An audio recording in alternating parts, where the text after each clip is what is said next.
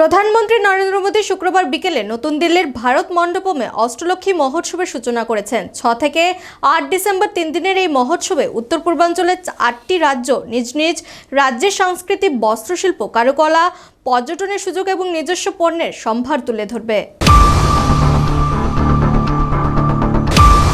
ভারত মণ্ডপমে অষ্টলক্ষ্মী মহোৎসবের সূচনা করলেন প্রধানমন্ত্রী নরেন্দ্র মোদী। 3 দিন ব্যাপী এই অনুষ্ঠানে উত্তর পূর্বাঞ্চলের 8টি রাজ্যের সব ধরনের বৈচিত্র্য সম্ভার তুলে ধরা হবে।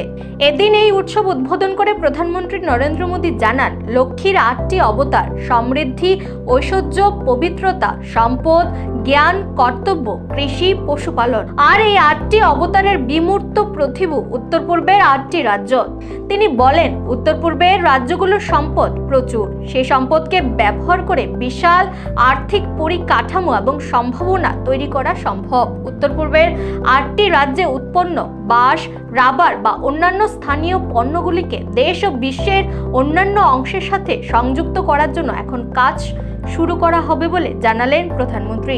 প্রসঙ্গত, 250-র বেশি শিল্পী, 34টি জিআই ট্যাগ প্রাপ্ত সামগ্রী সহ একাধিক হস্তশিল্প, হ্যান্ডলুম এবং কৃষি ও হর্টি পণ্য প্রদর্শিত হবে এই অষ্টলক্ষ্মী মহোৎসবে। এদিনের উদ্বোধনী অনুষ্ঠানে প্রধানমন্ত্রী ছাড়াও উপস্থিত ছিলেন কেন্দ্রীয় উত্তর পূর্বাঞ্চলের যোগাযোগ ও উন্নয়ন মন্ত্রী জ্যোতিরাদিত্য সিন্ধিয়া।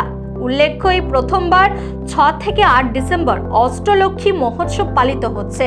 অষ্টলক্ষ্মী মহোৎসবের লক্ষ্য হলো উত্তর পূর্ব ভারতের টেক্সটাইল সেক্টর, পর্যটনের সুযোগ, ঐতিহ্যবাহী কারুশিল্প এবং স্বতন্ত্র ভৌগোলিক নির্দেশক পণ্য প্রদর্শনের জন্য একটি প্রকৃষ্ট মঞ্চ।